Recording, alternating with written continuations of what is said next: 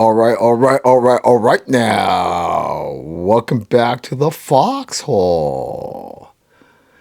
AfterShoX 041, Season 2, Episode 9. Your faithful host, Kid Harlan, coming to you from Eagle's Nest 2, Studio B, on a wonderful Wednesday. A little gray and wet, but it's still wonderful because we get to chill and do some AfterShoX.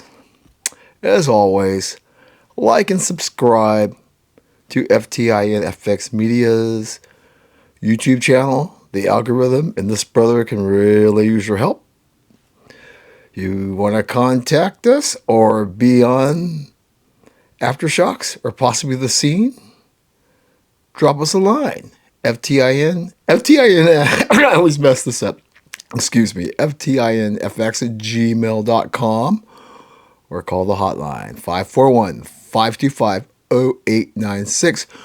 We would love to hear from you. Okay, well, let's not beat around the bush. Let's get this rolling. AfterShoX 041 coming at you. Okay, I think we're going to call this first segment Who Steams LeBron and KD in the Twilight Zone, Cred, and When to Walk It Back. And we may not touch these in order, but somehow it'll all make sense when this segment is over. Well, a steamy part, that's pretty easy. I've had a few moments to digest this after talking about this on episode 310 of Foxtrot and a Foxhole last week. This whole thing with Miss Fudd and Paige Buchers was one of the more cringy moments in all of sport I've probably seen in this decade or in a decade. And that's saying a lot, seeing that we've endured the trans wars, kneeling, George Floyd.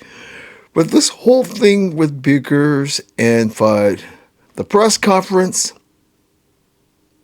the whole motivation behind drafting her in the first place, when they were clearly better players, and I know this, and obviously the folks that I'm always telling you about who comment extensively on the W know this as well. And, you know, it's hard not to get caught up in the whole agenda thing. And it's an interesting war here. Because, you know, I'm always bringing up, you know, the IQ, right? I'm not talking about an intelligence quiz, but I'm talking about our girl, CC22. Yeah, the queen. And it's weird war.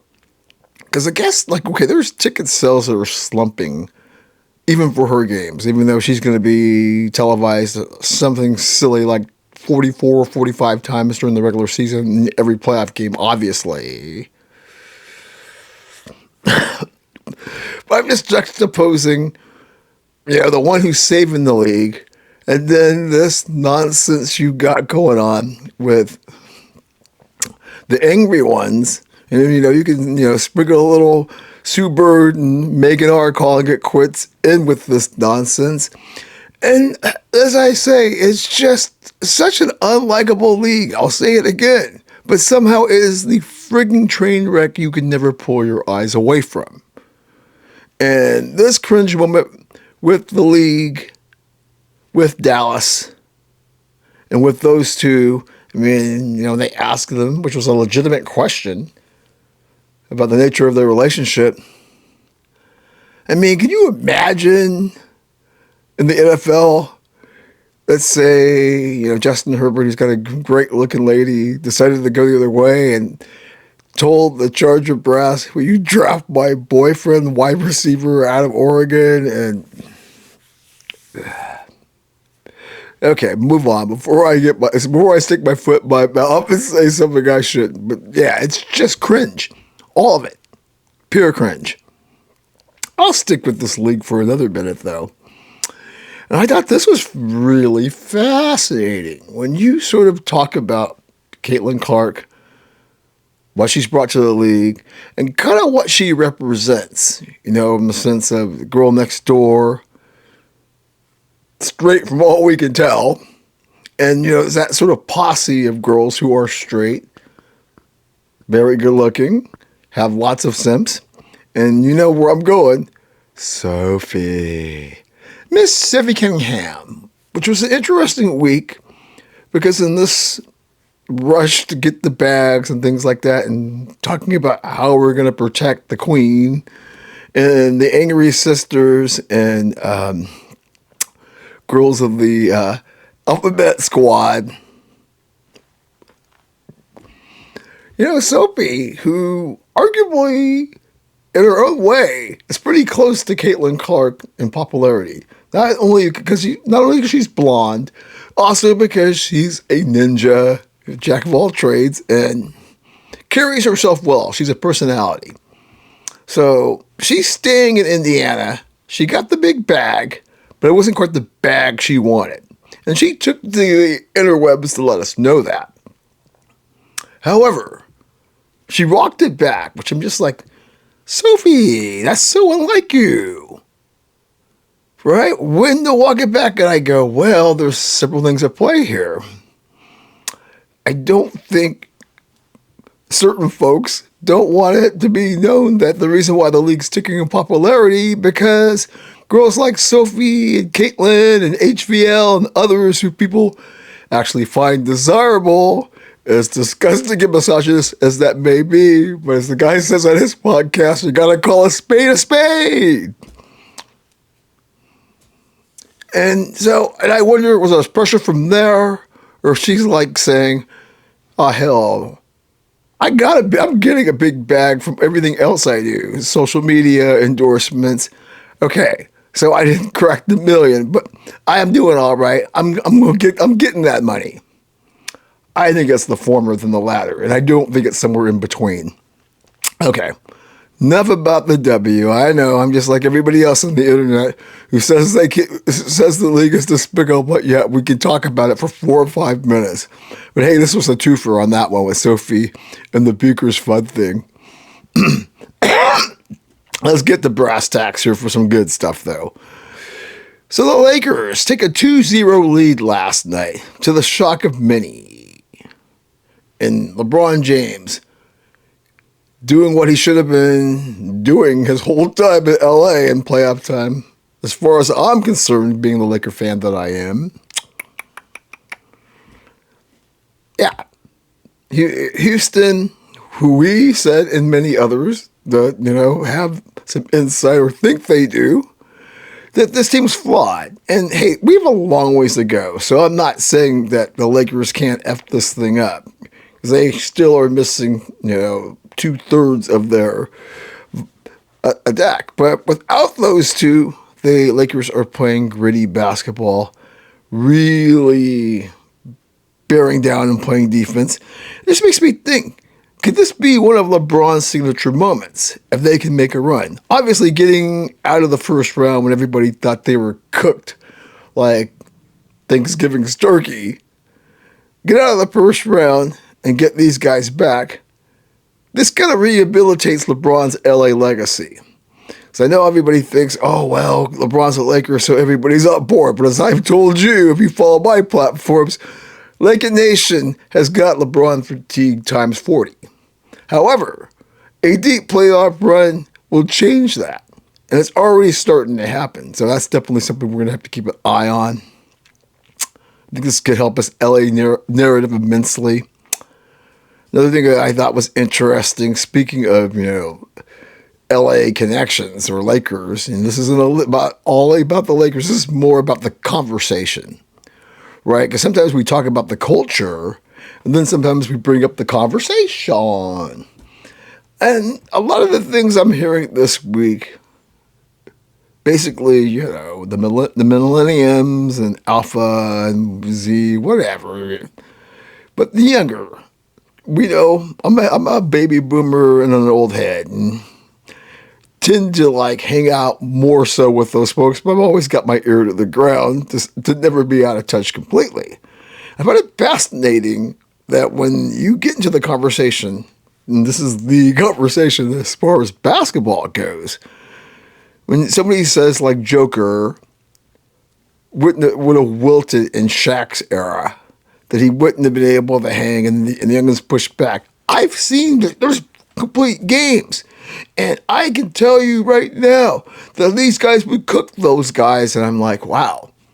This is why we love sport, because there are conversations like that. Because someone like me would go, so what? You watch freaking YouTube. If you can't put any context to it, then you're about as smart as the monitor you're watching it on. And you can take with that for what it's worth. So I find it fascinating. I mean, you know, there's never any right or wrong answer, mind you. I'm not going to sit here as an old head like, well, blah, blah.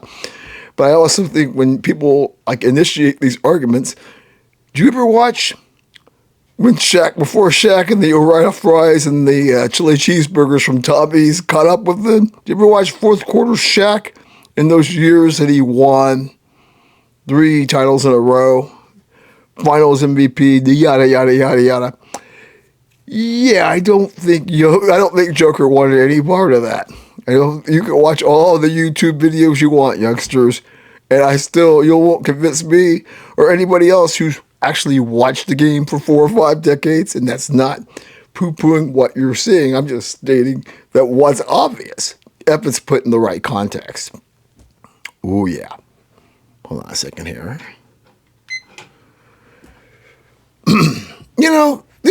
Last night was also interesting. Game 2 with the Blazers and the Spurs. A series that is currently 1-1. Why is it 1-1? Well, Wemby, when I wrote this segment originally, I spoke so floweringly of, is Mr. Wembanyama getting ready to kick the doors down to the penthouse and shut up shop for, who knows, the next 10 to 18 years. And then last night, it reminded me, right, of the whole Richard Pryor thing, which translation, don't count the chicks before they hatch. But the Richard Pryor one's much better, Basically, you got to get some before you have kids.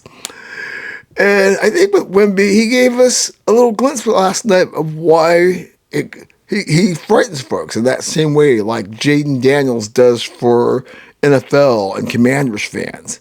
Will you be healthy enough to achieve your greatness? He took a tumble last night, where now he's in concussion protocol. Yeah, that was a mouthful. But he had the blood clot. There's just things about this guy where you worry. And it also could be another one of these things where, like Jordan and Magic, you suffered some dings early, but for the most part had a injury-free career. But that's not necessarily the case with the way today's game is. The money, the agents, all sorts of variables that don't translate, and you just really are concerned because you thought after game 1, wow, this guy might be ready to kick SGA out of the way and just move into the penthouse and says, come and take it for the next decade or so. But the injuries are always going to concern you with this guy. And last night, we don't know if he is concussed. Does he miss the next 2 games? Putting the Blazers, an improbable story, in a position to possibly come away with one of the bigger upsets this century, fair to say? Time will tell. Okay, folks, we are off and running on the truck. When we come back, maybe we'll go to the ballpark. What kind of ballpark, Ken? Well, you'll just have to wait and find out. We'll be back in a snap and a twist.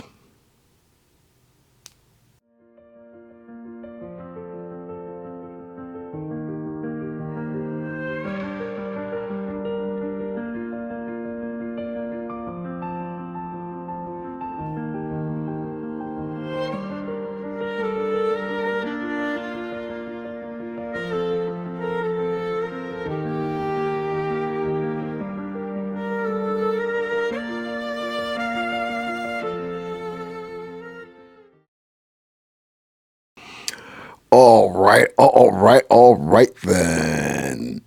Welcome back to the Foxhole, AfterShoX 041.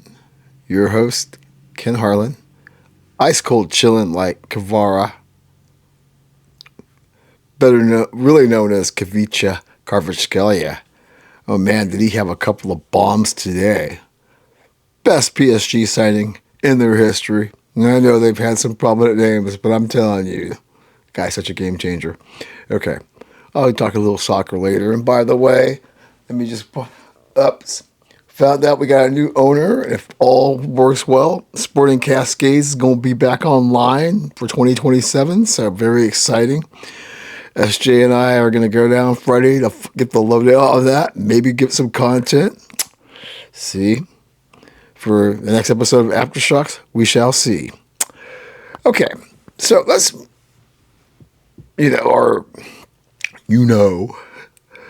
like our fox trading in a foxhole, how we do the Nightfall of Diamonds. However, we'll just leave the hippie part of it out.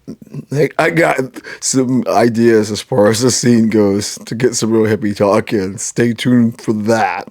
But let's talk some baseball. And so we'll call this segment Buy Me Some Peanuts and Cracker Jacks, or maybe not. Well, and the maybe not would be in Queens. As you know, I've talked quite a bit about Mr. Cohen, almost to the point where I call it Mr. Cohen's Folly. And that's the New York Metropolitans, established in 1962, winners of the World Series in 1969 and 1986. And they are part of, we'll just say, the fifth estate when it comes to deep-pocketed baseball owners. And what you have since the point of last year, I can't remember exactly when, but I do know this, and they claim this is the Kokomo curse, that they sang Kokomo in tribute to Brian Wilson after he passed. But as Brian Wilson says, I wasn't on that song. And there was something like 45 and 77 or something putrid like that. But the point being is, right now they are 7-17, 0-12, meaning they've lost 12 in a row.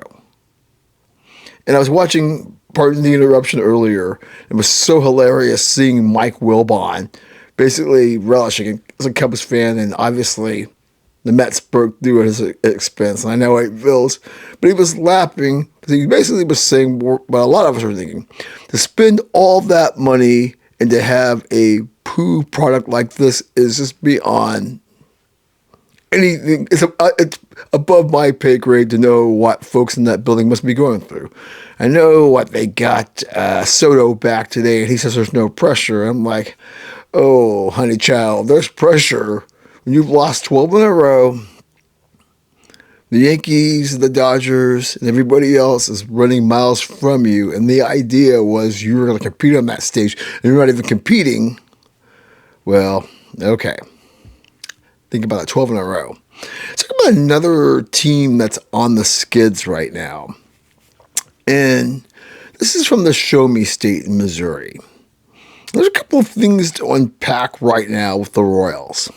One, what are they, like 8, 9 in a row, something like that? I mean, this is a team that of the smaller market teams, like the Pirates, a lot of folks felt they were primed for a breakout year. Like with the young Pirates, some of the young talent, obviously Bobby Witt Jr. comes to mind.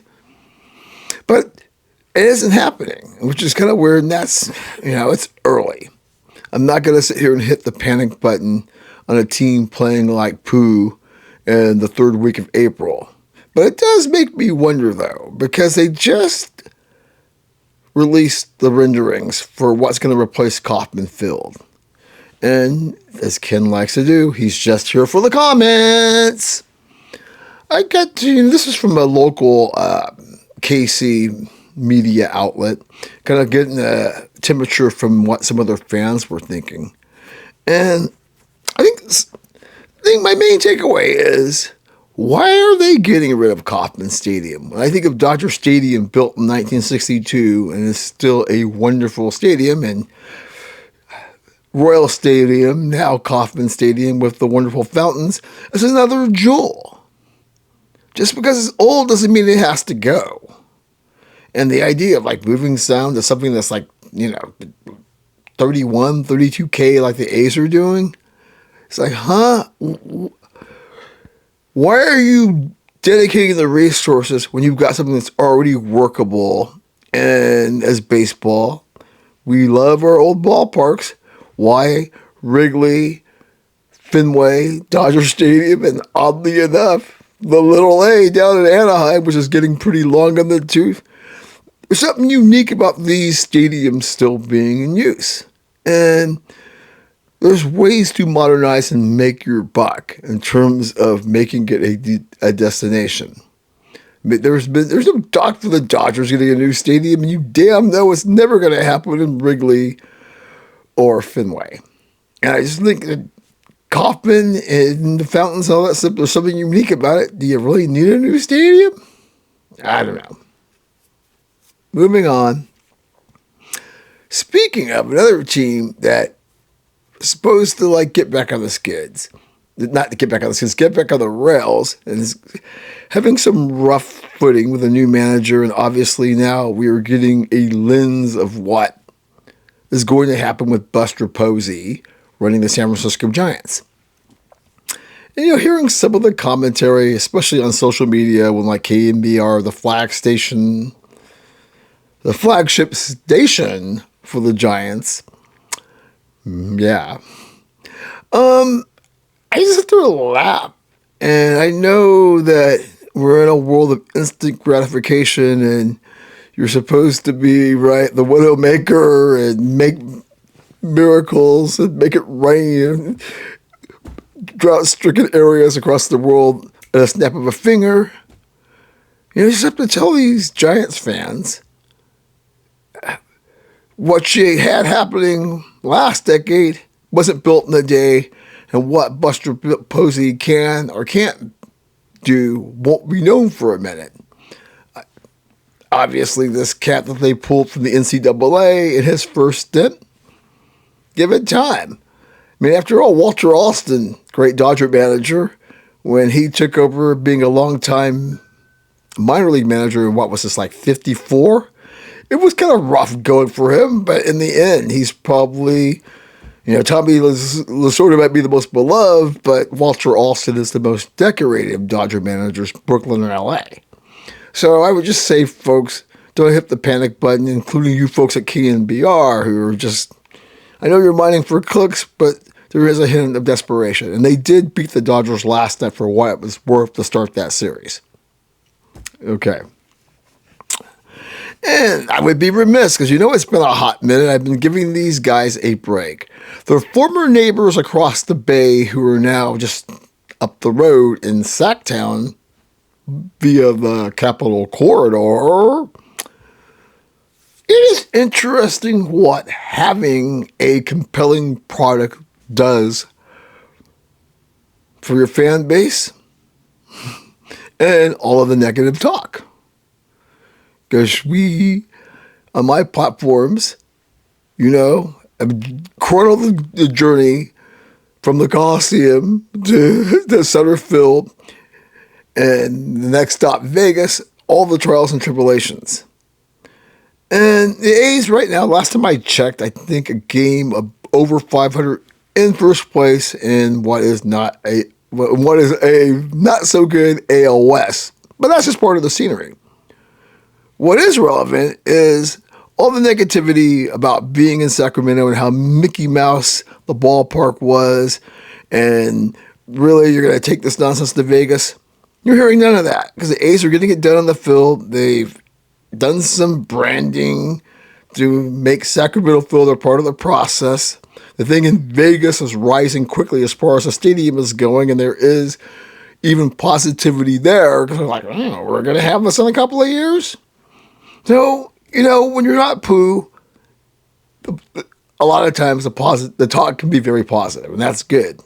However, as I said earlier, it is April, so let's not, as Harvey Keitel says in Reservoir Dogs, you know what I'm saying. Things like last year, when they couldn't win for a whole month, could change the tone of the discourse quicker than you can say, Shooty Babbitt. Yeah, that's going old school days for you. Okay, what do we got here? Well, we will make this kind of like the regular audio podcast and hop on the Zamboni so we can take a ride around the ice rink of life. Let me just have a couple of words about the Stanley Cup playoffs. Well, one, a team that you thought would be there ain't. The two-time champions. You know, it's hard to repeat in this lifetime. But obviously, it's really hard to repeat. Last time I checked, I think the Lakers with Kobe and Shaq last time to do it in major American sports. And the Panthers not being in the playoffs, that's pretty crazy to me. It is. Especially given how successful they've been. But then again, it just shows you, and the Chiefs, at least the Chiefs got to the game again and had a chance to repeat. Then we have Go Kings Go! Not, okay, bias. I am a huge Kings fan. Ain't no bandwagon Kings fan either. I didn't hop on when they traded for Gretzky and adopted the Raider gear and became the coolest thing in LA at that time. No. I've been a fan of the Kings before that. And I was, like every other Kings fan, very delighted when they were able to break through and win 2 championships in the 2010s. It's cool to see them in the playoffs again. But like last night, right. I mean, they're playing the top-seeded Avs. So the work's cut out for them. And I missed the gig last night. They're already down 1-0. We're in a shootout. And some guy banging on the glass panes, it shatters. And there's a delay in 19 minutes. And now the Kings are down 2-0 against the top-seeded Avs. I have to say, no Kings, no. 2026, unfortunately. Another one that's kind of interesting in this opening round. I guess, Philadelphia and Pittsburgh being in the same state. I guess the folks in the Steel City are saying, hold the provolone or cheese whiz, get those cheesesteaks out of my face, because Philly also has a commanding 2-0 lead over the Penguins. Most of the other series are 1-1. So by the time we talk about this in episode, 311 coming up, we'll have a better idea where the first round of the Stanley Cup playoffs are going. All right, I think that's enough for this segment. We're going to take a quick change out, and we will come back, and we will talk some gridiron. See you in a moment.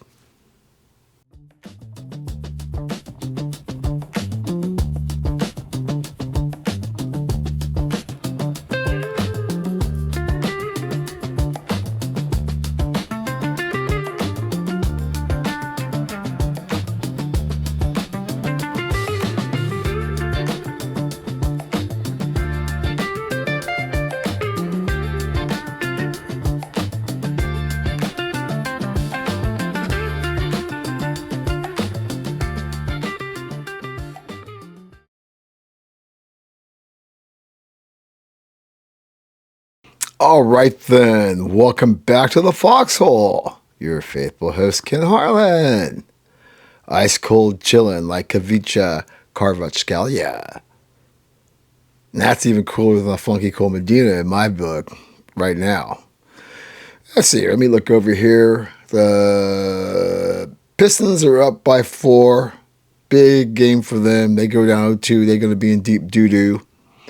Lots of stuff on the MLS board over here, watching 360 with BWP, the lovely KK, and I think Sasha Cliston.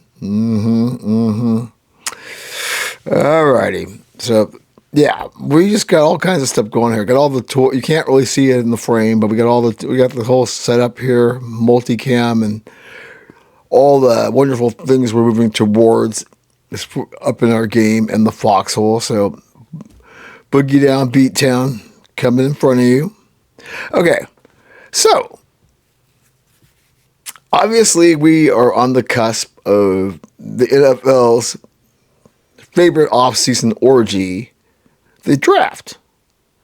And this segment is going to be called We're Off to See the Wizard, the Wonderful Draft Wizard. We're off to see the wizard. We're off to see the man behind the curtain.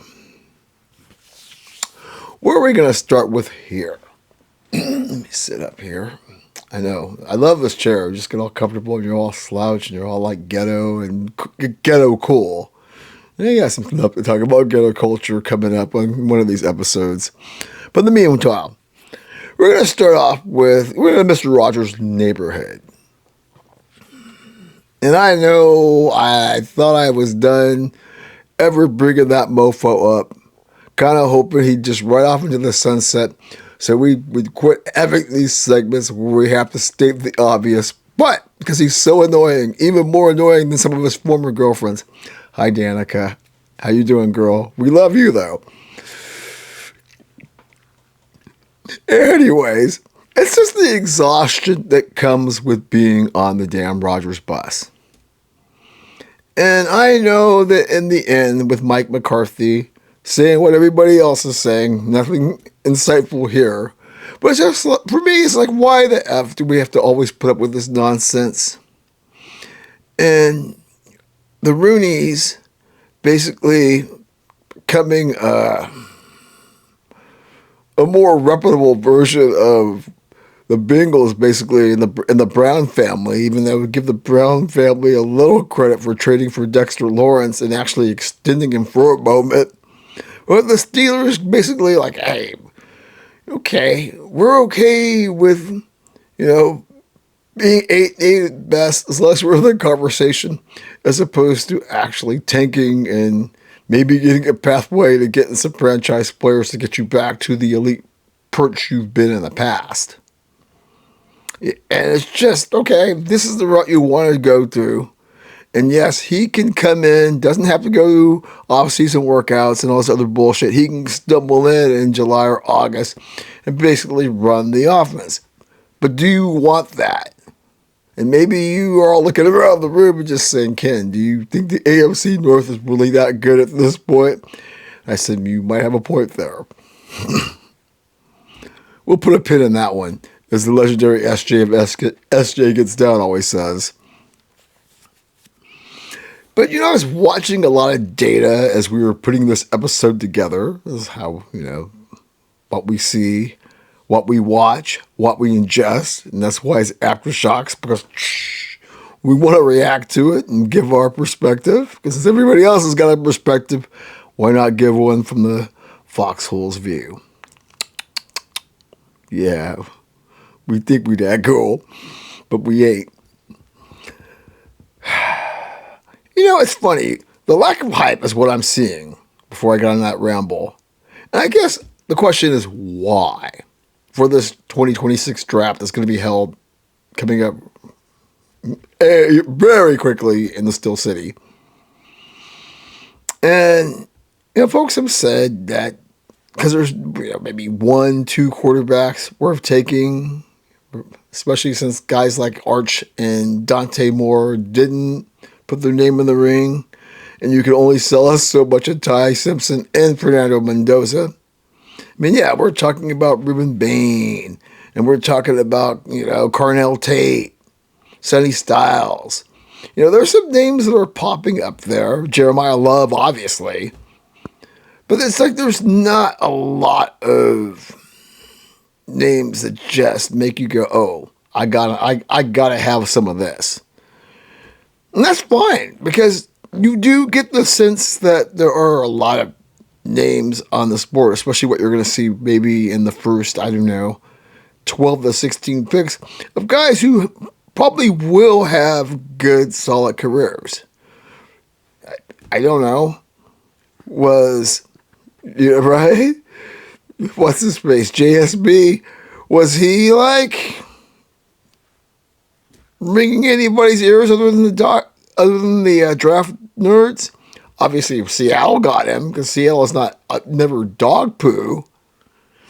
So I think folks who are like, "Oh, this is not a great draft," You have to have something to talk about, fine. But it's intriguing because the perception of it being a weak draft has led folks to think, this is a home affair.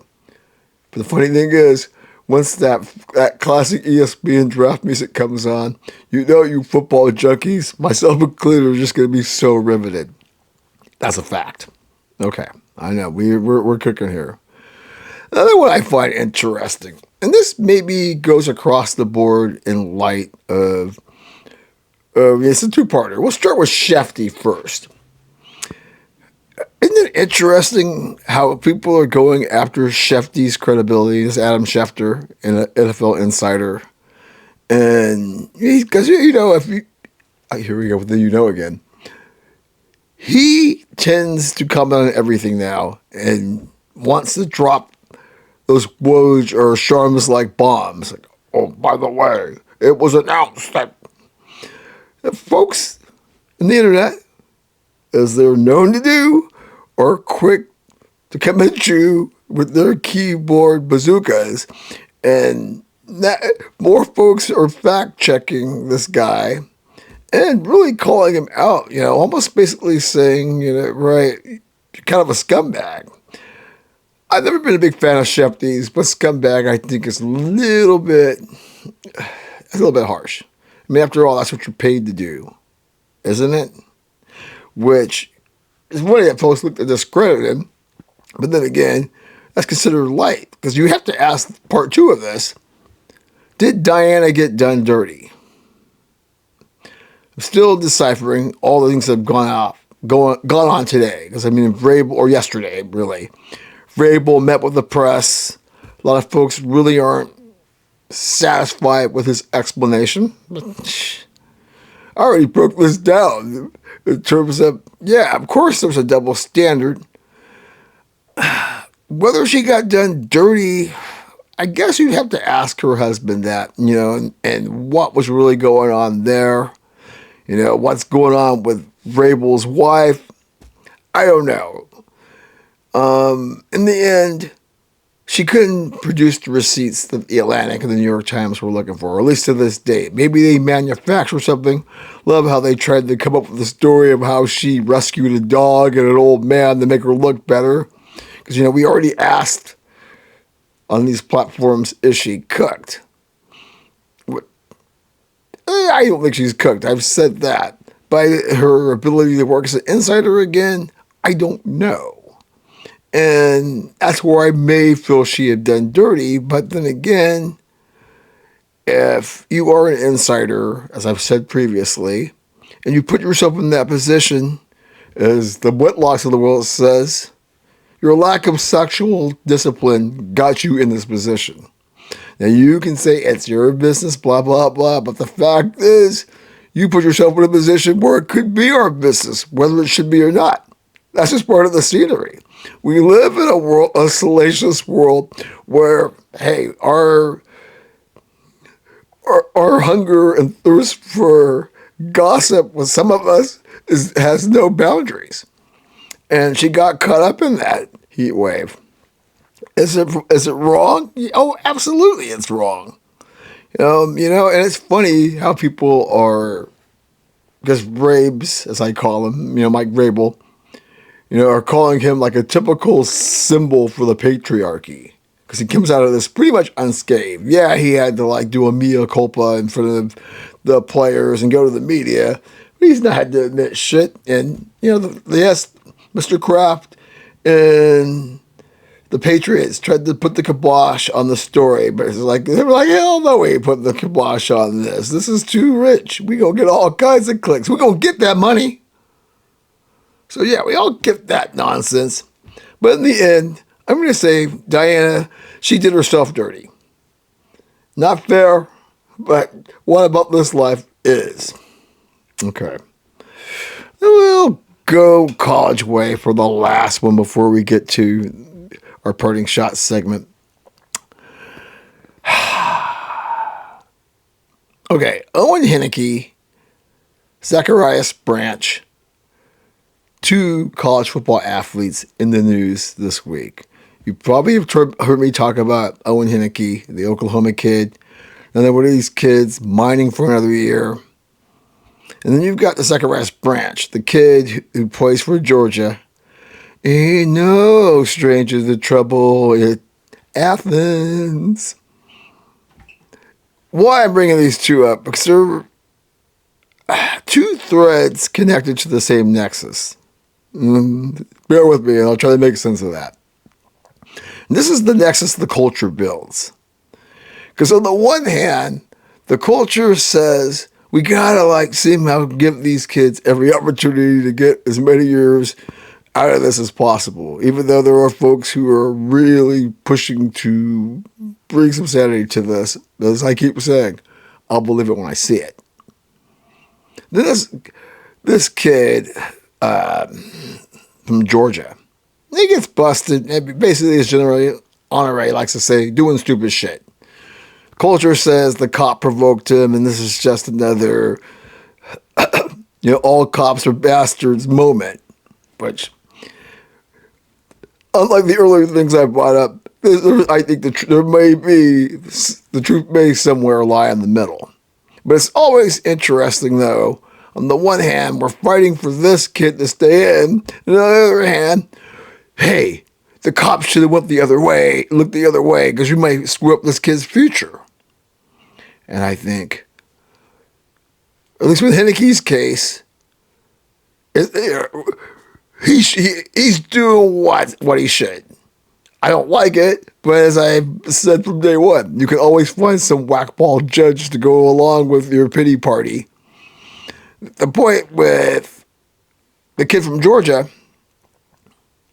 if you don't want somebody costing you dollars and effing with your draft status, why don't you keep your ass at home for a couple of weeks leading up to the draft so a story like this can never hit the streets? It's simple as that. This is a very opportunistic world in terms of the clicks or whatever someone's agenda may be. So why not take a preemptive strike and not put yourself in a position? But you give kids lots of money and treat them like they're royalty. As General Honore just said many times, they go out and start doing stupid shit. And then you have yourself a moment where, hey, you might have been a third round draft pick. Now your ass finds yourself falling to the 6th or 7th. Just a thought. That's one of the nexus. The other end is these mofos who are just going to keep trying to find ways to play till they're 30. And until somebody can put something in stone, I can't blame them. I think it's stupid as hell. And hopefully the folks who are pushing, get your 5 and done and get the hell on, make the pros, play an arena, CFL, or get a real job like the rest of the folks. So, but if you can find a whack-ball judge that's going to let you do the foxtrot, so be it. As they say, don't hate the player, hate the game. When we return, we will drop some parting shots and some possible salty takes, Morton style. All right, we'll see you momentarily.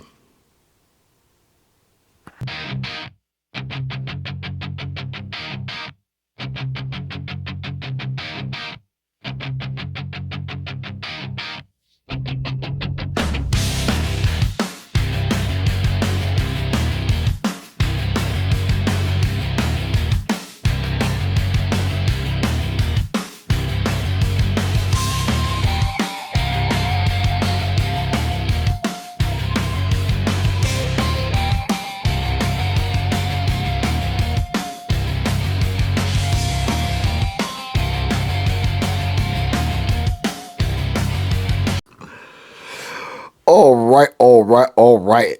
Welcome back to the Foxhole. Your faithful host, Ken Harlan. Ice cold chillin' like Kavicha Kvaratskhelia on a wonderful Wednesday. Gray and wet as it is. Yeah, we're cold chillin', watching MLS 360. Can't wait to break a little bit of that down on Foxtrot and a Foxhole 311 coming up this week. The Commissioner Garber had a lot to say about the deal with Apple. Kind of what we knew, but we still want to break it down and give our analysis and insights about that.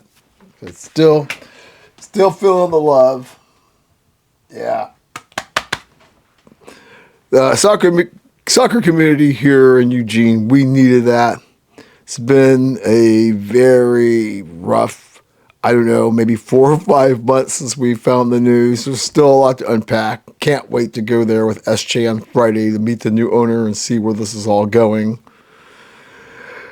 Woo, yeah. So we're going to talk some soccer and some other things here and what we call parting shots and probable salty takes to get you out of here.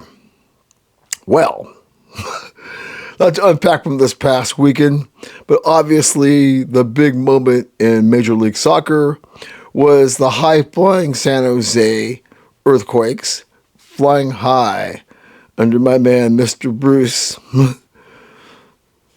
coaching soccer legend. It's kind of crazy sidebar, seeing Bob Bradley making the rounds for the World Cup 50 days out, folks. Anyways, LAFC, obviously the league's darlings, and coming off of a major moment in CONCACAF, taking out Cruz Azul. Hey, they play tonight. But San Jose pulling out the bag of whoop ass. So what was more shocking, San Jose owning LAFC or LAFC looking like they were pretenders? Well, I think it's more impressive than shocking that San Jose's fast start. However, as we know, San Diego slipping and these teams, it's a long season. I think with LAFC, so many things are going on. Injuries. Hey, Ken, everybody's injured in soccer. True. Fixture congestion. Okay, that's a valid point. You know, obviously trying to win CONCACAF, trying to maintain pace early in the season so you can have aspirations to get a third supporter shield. All true. So I don't know if it was that shocking. My thing is, will San Jose be playing at this level later in the year? If so, they're going to be a tough out. So it's not anything shocking because I don't think LAFC is clearly not a pretender. They're just in a quandary of trying to manage, and I do think the San Jose team is very legit. But it is a very long season, like I said about baseball a moment ago. I don't want to get ahead of myself when we're in the third week of April when it comes to the MLS.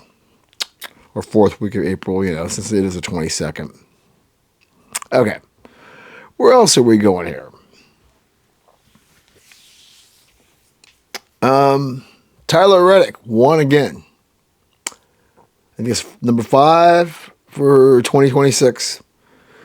And of course, the Jordanaires. Right, I mean, I don't know. They're all blushing and giddy like the ninth grade girl who caught the eye of the big football hero, and the football hero horn dog's like, oh man, I thought it was bad. But the question is it Be Like Mike or is Toyota just that good? We had the corner man on here a little while ago, and he broke this down. And it's worth repeating because I just get tired of the Jordanaires and their tendency to start gushing and glowing about, my gosh, he's doing it, he's owning this. And I'm like, you do realize Denny Hamlin, who also drives a Toyota, because 2311 or Toyota cars, should have won the race. It was just Denny Hamlin was unlucky. And what you all should be thinking that, as the quarterman told us, Jordan is a good driver. It is not a shock that 2311 is on the ascension as a race team. Because Toyota, right now, it is all about them. And they understand the setup, the scheme, all those things right now. We know these things go in cycles when it comes to motorsports. But I think it's more of that, and give Jordan credit. And I love everybody's, chiming in like, hey, Fox has probably got more interviews for free than NBC, or getting more mileage out of talking to Jordan after these wins than NBC got for its 10 million. And I think that's hilarious, but are they lying? But yeah. So I just think right now, what Toyota knows is propelling Tyler Reddick, 2311, and Joe Gibbs Racing. Because, Joe Gibbs' son won the previous week, as I pointed out in the last show. I think it's all about Toyota, and not so much you folks thinking it's the Jordan magic. Where else are we going here? Oh my goodness. Another one of my favorite topics that we always get to bring up, the Live Circus. My goodness. Woo, man. There is so much to unpack with this particular circuit, and it has been a interesting, if not tumultuous, couple of weeks for this particular circuit. Nobody really knows what to make. I will give the proprietors of the circuit this. They are doing everything they can to dispel all the negative talk. And if you follow golf, you know that the Live is a laughing stock.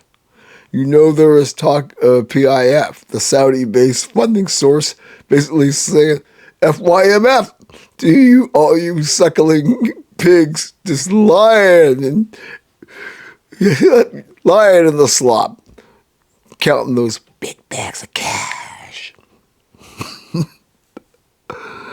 It's just so much. I mean, you've got the folks who are getting ready to, dance on their grave, or that one meme where you get all the homies and you got the one guy flashing the peace sign over the grave.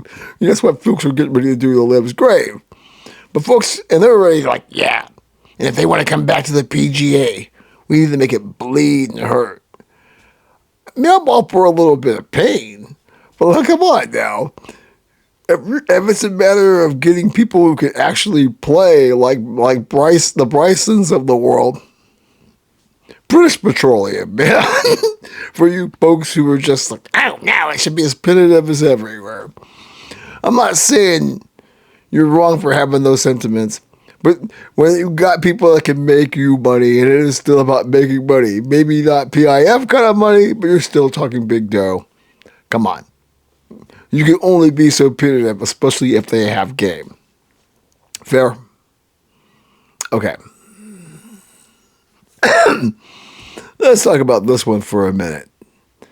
So, I saw what is becoming more and more a disturbing trend at our sporting events and venues, obviously. So, this was a game between the Giants and the Washington Nationals. And this big brawl broke out with all these chicks thinking they can go to the octagon. And as I've said on the platforms forever, what the fuck are you doing going to a ball game where you're going to end up hooking men or girls, I mean men or women, or boys or girls, whatever you want to say. But I look at this, and, folks acting all uncivilized, and there can be nothing but talking trash about another team or defending your team that should involve ending up in the ER. And I'm seeing way too much of this. I mean, some of the stuff that you're seeing in hood culture with these chicks and these big brawls, you think it's for clicks, and then you see somebody walking away with a knot on their head as big as a hard-boiled egg. And you're just like, oh, that isn't staged. And you just sort of wonder, is this another side of a culture that needs to go to the corner and take a timeout, as you used to do in kindergarten, grade school? Just, hey, go sit in the corner and time out. Because you keep seeing this nonsense, and you say, why? And I talk about it, I'm not just speaking on the ladies. If you followed my audio podcast, and even I probably brought it up in the time that I've been doing this web series. What are you doing going to the ballpark and putting yourself in a position? I don't know, man. I've seen some of this stuff, and I can see dislocated shoulders, blowing out your knee, your hip, all this stuff. I'm as passionate as anybody when it comes to my sports. And ask anybody that knows me. But do I want to sit there and end up in the ER or worse? Put somebody in the ER and end up in some civil case? What the F is wrong with you people? I don't know. Okay. We're going to close you with this one. This is an Oregon story for you, because after all, our podcast is based out of Western Oregon in lovely South Eugene, up here on the hill. Excuse me. Yeah. How about this Tom Dundon, new owner of the Blazers? I guess he's the majority owner for the Carolina Hurricanes, I believe. This is about his quest to become the Rose City's #1 ambassador. Well, apparently, and I haven't unpacked everything with this, being a Laker fan and not a Trailblazer fan, because those things go together, like closed compartments and lithium batteries. The story's coming out about this guy being a complete skinflint. And this is, not letting two-way players travel, telling employees to check out early, not to incur charges, which I guess is reasonable, and canceling out T-shirts, which, everybody's got their T-shirt game in the playoffs, but just basically being cheap. And I'm thinking this is not what the Allens wanted in terms of somebody to come in there. And maybe that's just the way it's going to start in the beginning, but I'm going to say you don't want to shortchange that fan base. They've been through a lot with the team hitting the skids in, the last decade or so. They haven't, they were in the play-in, but pretty much since then, it's not been good, because this is their first playoff run since 2021. And it's just weird that there just seems to be already this weird vibe. As I said earlier, when it comes to the Giants and Buster Posey, I think with the Blazers, we got to let this sort of play out, right? Because it may turn out that this guy knows what he's doing and he's smart, but it's kind of like when Daniel Snyder took over the Washington Redskins. You gotta have the sense that, man, this guy's not gonna do the right thing most of the time if you start out this way. Time will tell as far as how that truly plays out. Okay, folks, this was a hell of a lot of fun, as it always is. You want to be on the show, please let me know. I just booked Mr. Big again. We're going to talk about all sorts of subjects and maybe a live stream. We may do. Stay tuned for that. We got some other folks that want to come on the scene. I'd like to get more of you. It was fun listening to me, but it's even more fun having you all join along. Keep an eye out for SJ Gets Down. You'll be seeing more of her, trying to get her boo-boo back in our orbit as far as doing content is concerned. So keep an eye out for that as well. In the meantime, a lot of soccer on, a lot of basketball. So get some good eats, get some good drinks. Stay safe and sane all along the way. Avoid those damn bracelets at all friggin' cost. And we'll see you soon enough, right? Because we're just ice cold chilling like Kavicha Kvaratskhelia in the foxhole. All right, folks. Keep it real, keep it tight, and we'll see you soon enough. Peace out.